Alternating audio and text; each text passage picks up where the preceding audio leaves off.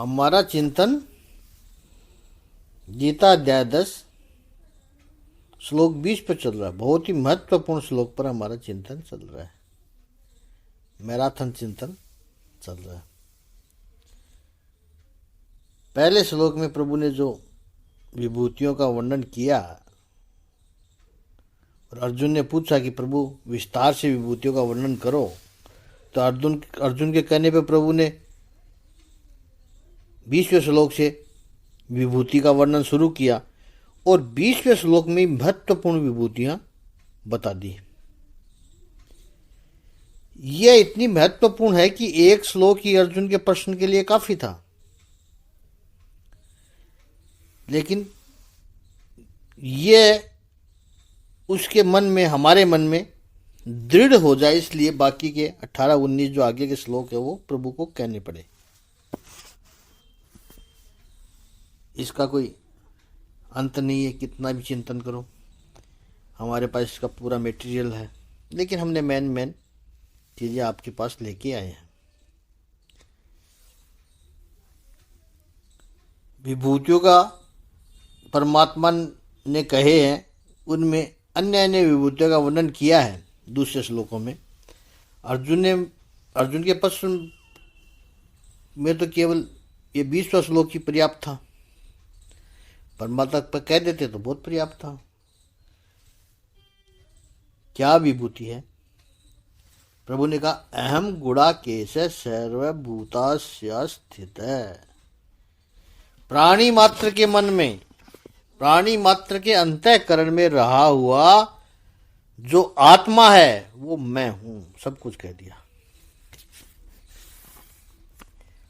जब ऐसा ही कह दिया तो सोचो फिर और विभूतियों की कहने की आवश्यकता ही क्या रह गई।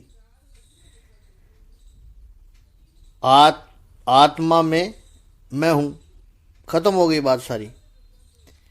यही तो समझाना है कि अत्र तत्र सर्वत्र परमात्मा समन्वित है, सब जगह है, समाये हुए हैं।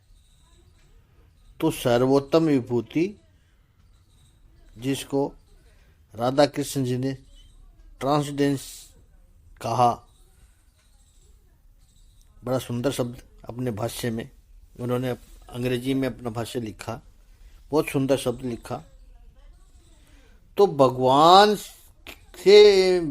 से सर्वोत्तम विभूति पहले बताई, ट्रांसडेंस विभूति को सबसे पहले बताया। और इस विभूति का चिंतन मनुष्य हर समय करता ही है, वो जाने अनजाने में बात करता है, कॉन्शियसली करे या अनकॉन्शियसली करे, वो बात अलग है, लेकिन चिंतन तो अवश्य करता है। ये आत्मा है क्या? पहले तो इसकी व्याख्या जरूरी है। श्रीमद् आदि गुरु शंकराचार्य जी ने अपने भाष्य में प्रकट की बात कि प्रत्येक आत्मा के रूप में मैं हूं, परमात्मा है। संस्कृत व्याकरण के अनुसार 4 शब्द आत्मा के लिए, और ये यदि 4 अर्थ स्पष्ट हो जाते हैं तो आत्मा के बारे में सारी क्लियरिटी हो जाएगी। क्योंकि हम ये आत्मा शब्द सुनते हैं, दिखाई तो पड़ता नहीं है। इंद्रियों के अनुभव में, इंद्रियों की पकड़ में तो आता नहीं है आत्मा। लेकिन आत्मा के बिना हमारा अस्तित्व संभव नहीं। और आश्चर्य की बात देखो, आत्मा क्या है ये हमें पता नहीं। दूसरे अध्याय के 29वें श्लोक में प्रभु ने कहा भी है कि कोई आत्मा को आश्चर्य से देखता है, कोई इसे आश्चर्य की तरह बताता है, और कोई इसे आश्चर्य की तरह सुनता है और सुनकर भी कुछ नहीं समझ पाता है। आत्मा से ही हमारा अस्तित्व है। आत्मा से ही भी कहना गलत है। आत्मा ही हमारा अस्तित्व है। उस आत्मा को यहां जानते नहीं है। भगवान यहां फिर से कह रहे हैं कि यह आत्मा मैं हूं। अहम आत्मा ब्रह्म। आत्मा शब्द की पहली व्याख्या आपनोति इति आत्मा। हम यहाँ वेद की ऋचाओं के साथ प्रमाण देंगे। जो सर्व में व्याप्त है वो आत्मा है। यह आत्मा का पहला लक्षण है। तो आपनोति आत्मा की उत्पत्ति हुई, और जो सर्व जगह व्याप्त है वो परमात्मा है, सर्वव्यापी, ओमनीप्रेजेंट। दूसरा लक्षण है आदते इति आत्मा, आदान प्रदान, जिससे व्यवहार चलता है। लेकिन आदते इति आत्मा, जो ग्रहण करता है वो आत्मा है। जो सबका स्वीकार करता है वो आत्मा है। ईश्वर किसी का भी अस्वीकार नहीं करता है। और ये हम जो बातें कर रहे हैं ये वेद से प्रमाणित है। सब बातें उसी की बात कर रहे हैं। प्रकृति, संसार और संसार के प्रभाव से लोग अस्वीकार करते हैं, राग देश के कारण अस्वीकार करते हैं, लेकिन परमात्मा किसी का भी अस्वीकार नहीं करता है। क्योंकि हम जहां भी है, जैसे भी है, हम ईश्वरमय है। 9वें अध्याय में परमात्मा कह चुके हैं कि चाहे व्यक्ति कितना भी बुरा हो, भगवान कहते हैं ये बात, मैं उसको अस्वीकार नहीं करता। एक बार वो व्यक्ति मेरे पास आ जाए और सत्य संकल्प कर ले तो मैं कभी उसका अस्वीकार नहीं करता। 9वें अध्याय का 30वां श्लोक में प्रभु ने कह दिया था कि दुराचारी व्यक्ति भी एक व्यक्ति पर संसार एक लेवल लगाकर संसार उसका त्याग कर देगा, लेकिन मैं उसका त्याग नहीं करता हूं। तो आदते इति आत्मा, जो ग्रहण करता है, जो स्वीकार करता है, वह आत्मा है। तीसरी व्याख्या आती है इति आत्मा, जो सर्वत्र सर्वदा विद्यमान है, उपस्थित है, वो आत्मा है। और कुछ रहे न रहे, आत्मा हमेशा रहेगी। आत्मा अस्तित्व की जड़ है, अस्तित्व का रूट है, अस्तित्व का मूल है आत्मा। यदि आत्मा न हो तो अस्तित्व ही न हो। आतति इति आत्मा। और चौथी व्याख्या अति इति आत्मा। अतः का लिटरल मीनिंग है खाना। सबको अपने भीतर समा लेता है, सबका जो भोग लेता है वो आत्मा है।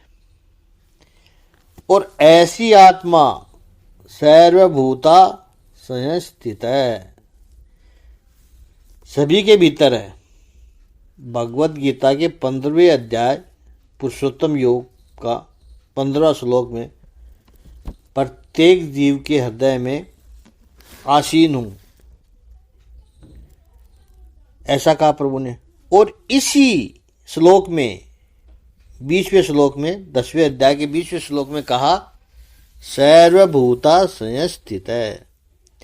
और आगे चल के 18वें अध्याय में जब प्रभु भगवत गीता का उपसंहार करेंगे, 61वें श्लोक में हृदय से अर्जुन तिष्ठति, हृदय में रहता हूं। हे अर्जुन, सर्वभूता संस्थित है हृदय तिष्ठति, ऐसी जो आत्मा है जो सबके हृदय में स्थित है, अब ये आत्मा है क्या?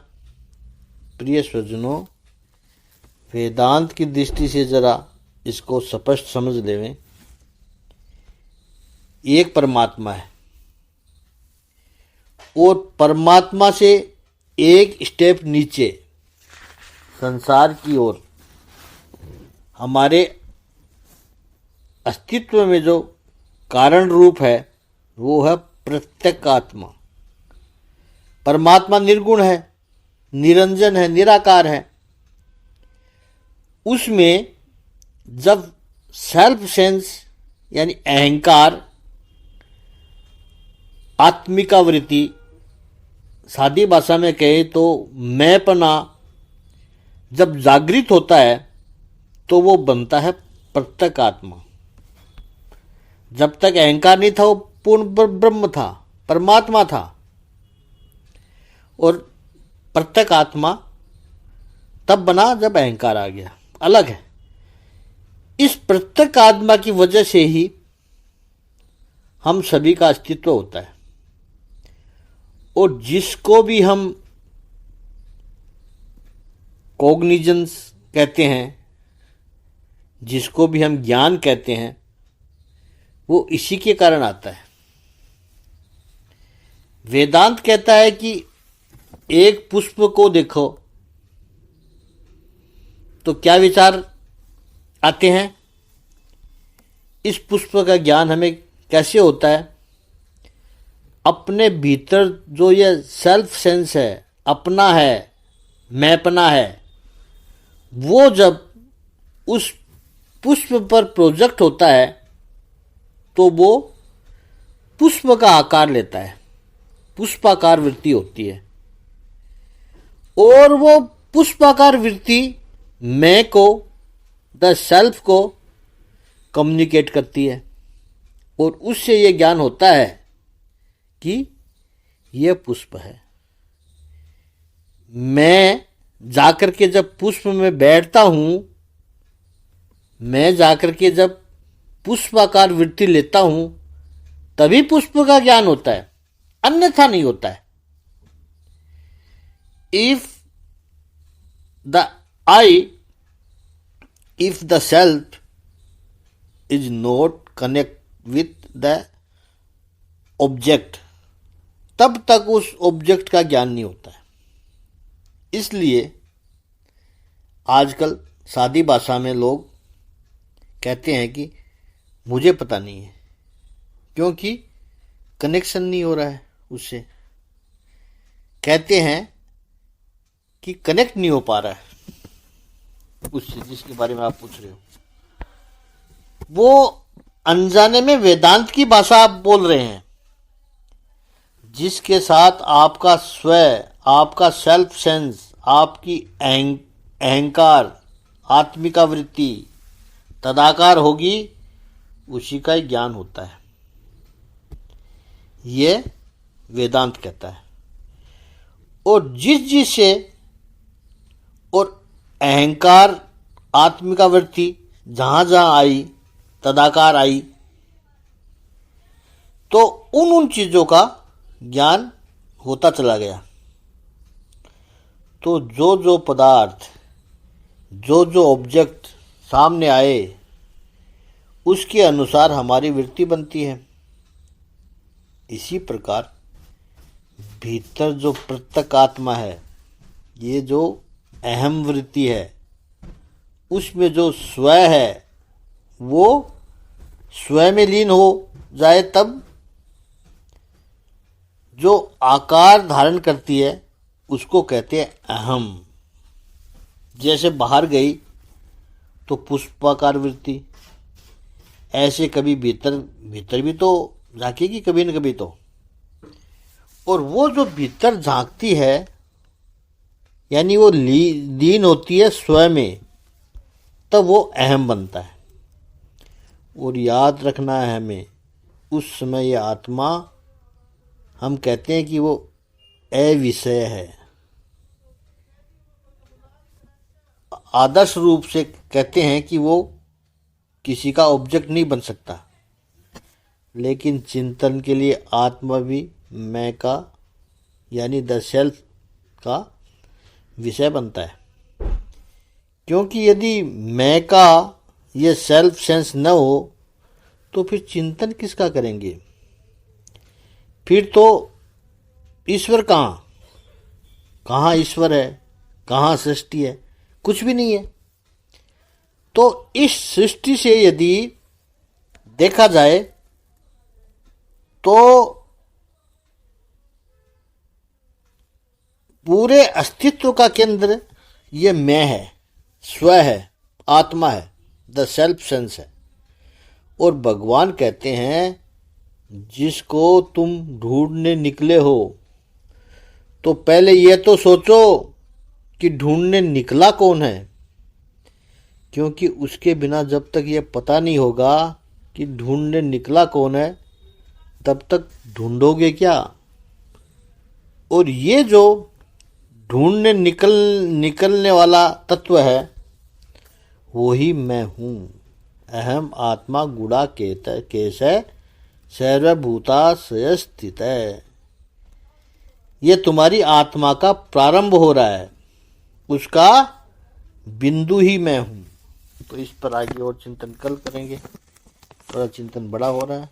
ओम श्री सच्चिदानंद भगवान की जय। ओम श्री आनंद कंद भगवान की जय।